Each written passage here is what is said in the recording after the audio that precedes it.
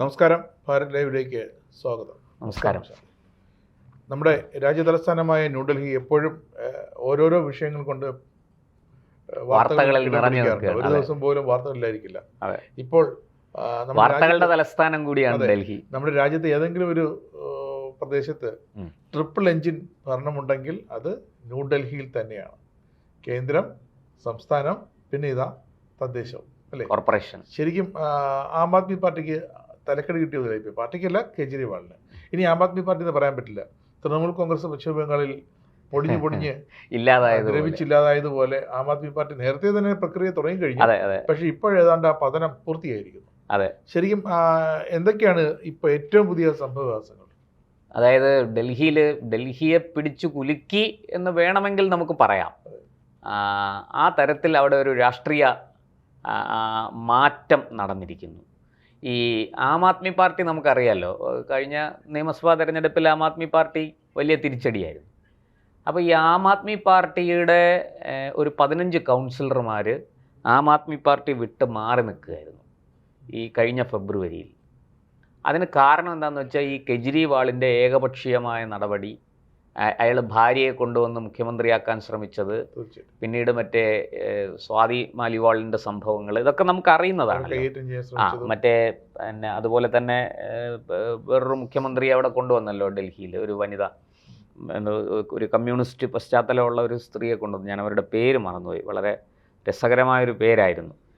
എന്തായാലും അങ്ങനെയൊക്കെ ചെയ്ത് കെജ്രിവാൾ വലിയ കളികളൊക്കെ കളിച്ചു. മനീഷ് സിസോദിയയും കെജ്രിവാൾ സിസോദിയകത്തായി, കെജ്രിവാൾ പിന്നാലാകത്തായി. അപ്പോൾ അങ്ങനെയൊക്കെ വന്നപ്പോൾ ഈ ആം ആദ്മി പാർട്ടിയുടെ വിശ്വാസ്യത വലിയ രീതിയിൽ ചോദ്യം ചെയ്യപ്പെട്ടു.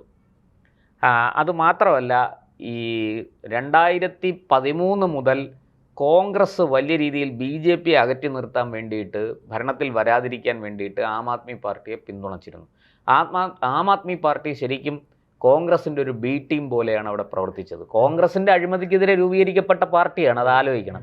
ആ പാർട്ടി കോൺഗ്രസിൻ്റെ പിന്തുണയോടുകൂടി ഡൽഹി ഭരിക്കാനായിട്ട് അധികാരത്തിൽ കയറി, ഡൽഹി സ്റ്റേറ്റ് ഭരിക്കാൻ അധികാരത്തിൽ കയറിയ ഇതൊക്കെ നമ്മൾ കണ്ടു. അതിനുശേഷം പിന്നീട് വലിയ ഭൂരിപക്ഷത്തിൽ കെജ്രിവാൾ ഒറ്റയ്ക്ക് അധികാരത്തിൽ വന്നു. കോൺഗ്രസ് അമ്പയെ തകർന്നു പോയി.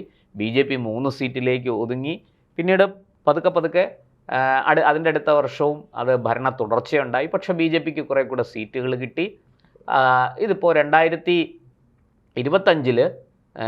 വലിയ തിരിച്ചടിയാണ് ആം ആദ്മി പാർട്ടിക്ക് അവിടെ കിട്ടിയത്. BJP ജയിച്ചു, കോൺഗ്രസ് ഒരു സീറ്റിലെന്തോ ജയിച്ചു എന്ന് തോന്നുന്നു എനിക്ക്. ഇപ്പോൾ വർഷങ്ങളോളം കോൺഗ്രസ് ഭരിച്ചതാണ്. ഷീലാ ദീക്ഷിത് തുടർച്ചയായിട്ട് 15 വർഷം എന്തോ ഭരിച്ചതാണ് കോൺഗ്രസ്. അതെ. അപ്പോൾ ഈ സംഭവങ്ങളെല്ലാം നടന്നു കഴിഞ്ഞപ്പോൾ ഈ മദ്യനയ അഴിമതി, അതുപോലെ ഏകപക്ഷീയമായി, എന്നിട്ട് ഇടയ്ക്ക് കെജ്രിവാളിൻ്റെ ഭാര്യയെ കൊണ്ടുവരാനൊരു ശ്രമം നടത്തി, അത് വിജയിച്ചില്ല. അങ്ങനെയൊക്കെ വന്നപ്പം ഈ ആം ആദ്മി പാർട്ടി അവിടെയാണ് പാർട്ടി തകർന്നത്. അവിടെയാണ്. ആദർശം പറഞ്ഞിട്ട് അതെ, 2 കാര്യങ്ങളാണ്. ഒന്ന് ഏകപക്ഷീയമായിട്ട് സ്വജനപക്ഷപാതം, 2 അഴിമതി, പിന്നെ വീടും, പിന്നെ അതെ ശീഷ് മഹൽ, എളിയ ജീവിതം എന്ന് പറഞ്ഞിട്ട് ഈ വലിയ കൊട്ടാരം പോലത്തെ വീട്, ഇതൊക്കെ. എന്നിട്ട് വലിയ വാഹനം, കാറ്, ഏറ്റവും വില കൂടിയ SUV കാറ് വാങ്ങിയ, ഇതൊക്കെയാണ് ഡൽഹി ഭരണത്തിൽ നിന്ന് ആം ആദ്മി പാർട്ടിയെ തൂത്തെറിഞ്ഞത്. ആം ആദ്മി പാർട്ടി ചൂലാണ് ചിഹ്നമായിട്ട് സ്വീകരിച്ചത്. അഴിമതിക്കെതിരെ, അഴിമതിയെ തൂത്ത് വൃത്തിയാക്കും, അഴിമതിക്കാരെ തൂത്ത് പുറത്താക്കും എന്നാണ് ഇവർ പറഞ്ഞുകൊണ്ടിരുന്നത്. പക്ഷെ അതേ ചൂല് തന്നെ ജനം അതേ ചൂലെടുത്ത് ആം ആദ്മി പാർട്ടിയെ തൂത്ത് എറിഞ്ഞു എന്നുള്ളതാണ്. എന്നാലും അന്ന് ഈ ഇവരുടെ കൗൺസിലർമാർ ഒരു 15 പേരുണ്ടായിരുന്നു ഈ ആം ആദ്മി പാർട്ടിയുടെ ഡൽഹി കോർപ്പറേഷനിൽ. ആ കൗൺസിലർമാർ ലീഡർ മുകേഷ് ഗോയലിൻ്റെ നേതൃത്വത്തിൽ ആ 15 കൗൺസിലർമാർ പാർട്ടി വിട്ട് ഒരു പുതിയ പാർട്ടി രൂപീകരിച്ചു. ഈ ഡൽഹി തിരഞ്ഞെടുപ്പ് കഴിഞ്ഞ് ഇവർ തോറ്റപ്പോൾ ഇന്ദ്രപ്രസ്ഥ വികാസ് പാർട്ടി, IVP എന്നാണ് അതിൻ്റെ പേര്. അപ്പോൾ ഇത് ഈ ഡൽഹിയിൽ ഒരു കോർപ്പറേഷൻ ഇതിൽ നടന്ന ഒരു കാര്യമായതുകൊണ്ട് ഇതിന് വലിയ പ്രാധാന്യമൊന്നും കിട്ടിയില്ല. പക്ഷെ അന്ന് ദേശീയ മാധ്യമങ്ങളൊക്കെ ഇത് നന്നായിട്ട് റിപ്പോർട്ട് ചെയ്തു. കേരളത്തിൽ പിന്നെ ഈ ആം ആദ്മി പാർട്ടി തകരുന്നു, തൃണമൂല് തകരുന്നു, കോൺഗ്രസ് തകരുന്നു എന്നൊക്കെ പറഞ്ഞ വാർത്ത വരില്ല. കാരണം അതെങ്ങനെയെങ്കിലും വാർത്ത തമസ്കരിക്കും. അതേസമയം BJPക്ക് തിരിച്ചടി, BJPക്ക് ഏതെങ്കിലും ഒരു MLA രാജിവെച്ചു, അല്ലെങ്കിൽ ഒരു മുനിസിപ്പാലിറ്റി നഷ്ടമായി എന്ന് പറഞ്ഞാൽ അത് വലിയ വാർത്തയാണ്. രാഹുൽ ഗാന്ധി ഗർജിച്ചു, പിന്നെ മോദി രാജിവെക്കണം, ബി ജെ പിയുടെ ജനപ്രീതി ഇടിഞ്ഞു എന്നൊക്കെ പറഞ്ഞ് വാർത്തയാക്കും. ഇരിക്കട്ടെ, നമ്മളിപ്പോൾ ബി ജെ പി ആണോ സി പി എം ആണോ കോൺഗ്രസ് ആണോ ആം ആദ്മി പാർട്ടിയാണോ എന്നുള്ളതല്ല, വാർത്തയാണ്. അതാണ് ചെയ്യേണ്ടത്. ഇവിടെ ഈ IVPയിലെ ആൾക്കാർ, ഇന്ദ്രപ്രസ്ഥ വികാസ് പാർട്ടിയിൽ മുകേഷിൻ്റെ നേതൃത്വത്തിൽ പിന്നെ 15 കൗൺസിലർമാരാണ് മുകേഷ് ഗോയലിൻ്റെ നേതൃത്വത്തിൽ മാറിയത്. അതിൻ്റെ കൂടെ ഒരു സ്വതന്ത്ര കൗൺസിലർ കൂടെ പിന്നീട് ചേർന്നു. അങ്ങനെ 16 കൗൺസിലർമാരായി. അപ്പോൾ ഈ IVP, ഈ മുകേഷ് ഗോയൽ, അവിടുത്തെ മുഖ്യമന്ത്രി ഉണ്ടല്ലോ രേഖ ഗുപ്തയും അതുപോലെ തന്നെ BJPയുടെ ഡൽഹി സ്റ്റേറ്റ് പ്രസിഡന്റ് ഹർഷ് മൽഹോത്ര, ഇവർ രണ്ടുപേരുമായിട്ട് ചർച്ച നടത്തി. അത് കൽക്കട്ടയിലും ഡൽഹിയിലും അതിൻ്റെ ചർച്ചകൾ നടന്നു. ചർച്ച നടത്തി ഇവർ BJPയിൽ അങ്ങ് ലയിച്ചു. ഈ 16 കൗൺസിലർമാരും പാർട്ടി അടക്കം ലയിച്ചു. അതിൻ്റെ കാരണം എന്താണെന്ന് വെച്ച് കഴിഞ്ഞാൽ, ഇവർ 16 പേര് ഒരുമിച്ച് ലയിക്കുമ്പോൾ അതിനകത്ത് കൂറുമാറ്റ നിരോധനമൊന്നും ബാധകമല്ല.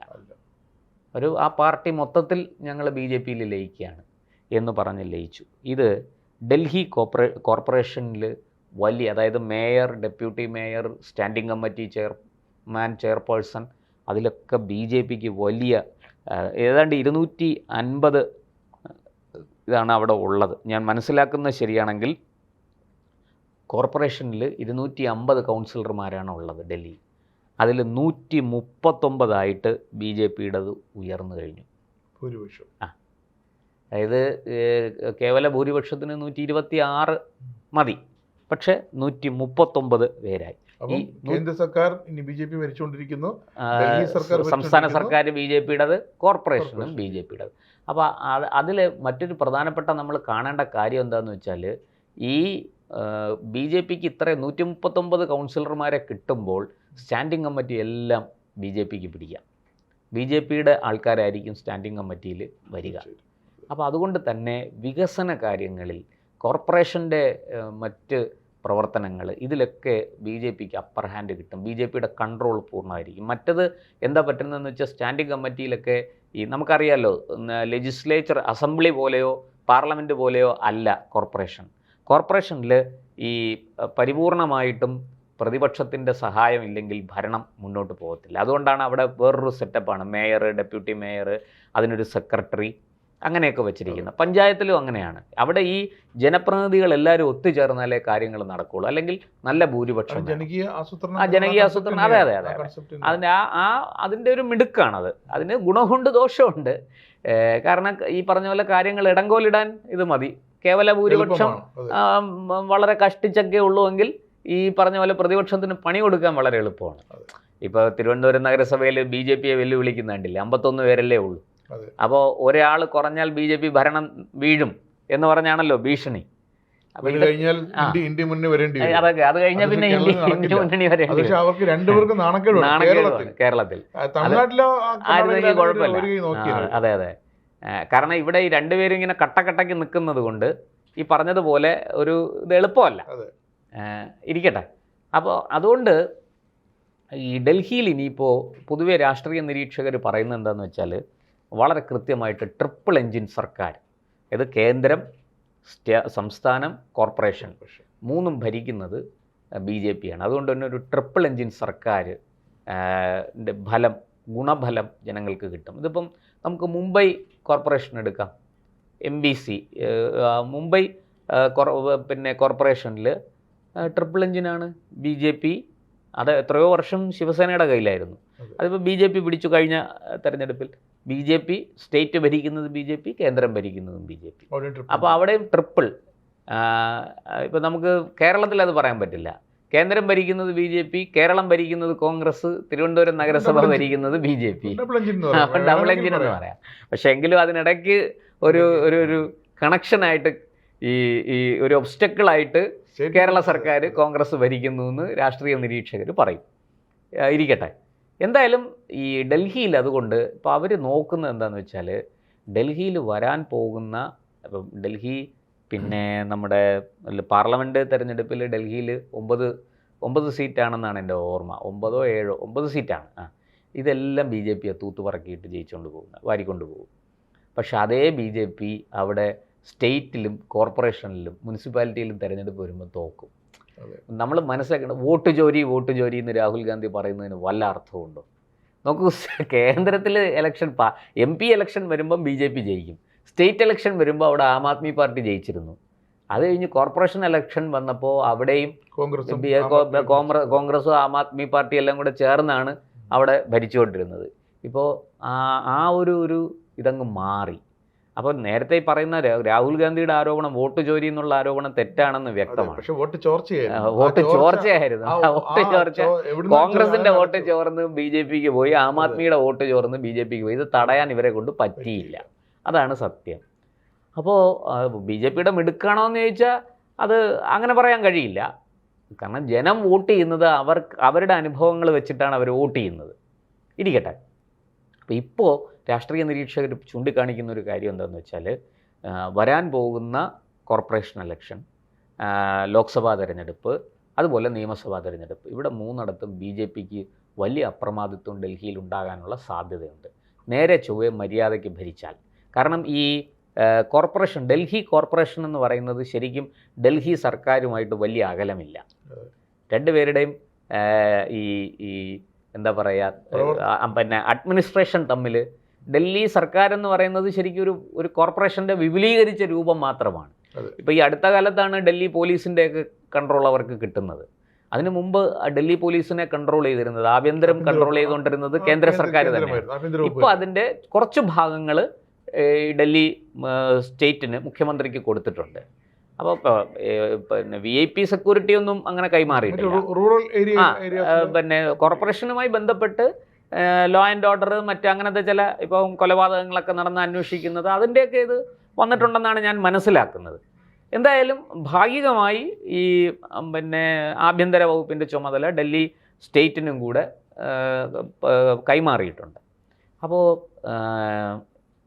ഈ ഒരു സാഹചര്യത്തിൽ വരാൻ പോകുന്ന തെരഞ്ഞെടുപ്പുകളിൽ BJPക്ക് ഇത് വലിയ നേട്ടമാകുമെന്നാണ് രാഷ്ട്രീയ നിരീക്ഷകർ ചൂണ്ടിക്കാണിക്കുന്നത്. നേരെ ചൊവ്വേ ഭരിച്ചാൽ, മര്യാദയ്ക്ക് ഭരിച്ചാൽ. ഇപ്പം രേഖാ ഗുപ്ത വലിയ കുഴപ്പമില്ലാതെ കൊണ്ടുപോകുന്നു എന്നാണ് നമ്മുടെ അറിവ്. വിവാദങ്ങളൊന്നുമില്ല, അത് തന്നെ ഒരു വലിയ നേട്ടമാണ്. രണ്ടാമത്തെ, BJPക്ക് ഉള്ളിൽ ഗ്രൂപ്പിസം, BJPക്ക് ഉള്ളിൽ അടിപിടി, കലഹം, തമ്മിത്തല്ല്, നിയമസഭയിൽ കയ്യാങ്കളി, BJP MLA മാർ ഏറ്റുമുട്ടുന്നു തമ്മിൽ, ഇങ്ങനെയൊക്കെയുള്ള സംഭവങ്ങൾ നമ്മൾ ചില സ്ഥലത്തെങ്കിലും കണ്ടിട്ടുണ്ട്. അതിപ്പോൾ എന്തായാലും ഡൽഹിയിലില്ല. ഡൽഹിയിൽ മുമ്പൊക്കെ അത് വലിയ വിഷയമായിരുന്നു. അവിടെ നമുക്കറിയാം, പണ്ട് സുഷമ സ്വരാജൊക്കെ ഭരിച്ചിരുന്ന ഡൽഹിയാണ്. ആ ഡൽഹിയിൽ പിന്നീട് BJP ഷീലാ ദീക്ഷിത് തോറ്റ് BJP അവിടെ ഏറ്റവും വലിയ ഒറ്റക്കക്ഷിയായിട്ടും കേവല ഭൂരിപക്ഷത്തിലേക്ക് എത്താതെ പോയതിൻ്റെ കാരണം BJPക്കുള്ളിൽ തമ്മിലടിയായിരുന്നു 2013. ആ തമ്മിലടി കൊണ്ട് തന്നെയാണ് പിന്നീട് ആം ആദ്മി പാർട്ടി വലിയ ഭൂരിപക്ഷത്തിൽ ജയിച്ചു വരികയും BJPക്ക് കേവലം 3 സീറ്റ് മാത്രം കിട്ടുകയും ചെയ്തത്. അതിനുശേഷം BJP വീണ്ടും കുറച്ചുകൂടെ ഒന്ന് ഫൈറ്റ് ചെയ്ത് BJP പിടിച്ചെങ്കിലും ആം ആദ്മി പാർട്ടിക്ക് ഭൂരിപക്ഷം ഉണ്ടായിരുന്നു, സീറ്റുകളുടെ എണ്ണമൊക്കെ കൂടി. പിന്നീടാണ് BJP, അതങ്ങനെയാണ്, ഒരു കക്ഷിക്ക് ജനം അധികാരം കൊടുത്താൽ അവരെ ഒരു 10-15 വർഷം അവരെ പിന്നെ ജനങ്ങൾ പിന്തുണയ്ക്കും. കാരണം ഇന്ത്യയിലെ ജനങ്ങൾക്കറിയാം, ഒരു 5 വർഷം കൊണ്ടൊന്നും ഇവിടെ അലക്കി വെളുപ്പിക്കാൻ പറ്റത്തില്ലെന്നുള്ളത് അറിയാം. അപ്പം അതുകൊണ്ട് തന്നെ ഇത് തിരുവനന്തപുരം നഗരസഭയ്ക്കും പാഠമാണ് ഈ ഒരിത്. കാരണം BJP മര്യാദയ്ക്ക് ഭരിച്ച് വിവാദമൊന്നും ഉണ്ടാക്കുക, അവർക്ക് ജനങ്ങൾ ആവശ്യം ഇത് വലിയ അഴിമതിയൊന്നും നടത്താതെ എല്ലാ പരാതികളും പരിഹരിക്കാൻ പറ്റില്ല എന്ന് ജനത്തിനറിയാം. പക്ഷെ ഒരു 50% പരാതികൾ പരിഹരിക്കണ്ടേ, അത്യാവശ്യം പുറത്തിറങ്ങി നടക്കാൻ പറ്റുന്ന ഒരു സാഹചര്യം കിട്ടുന്നില്ല.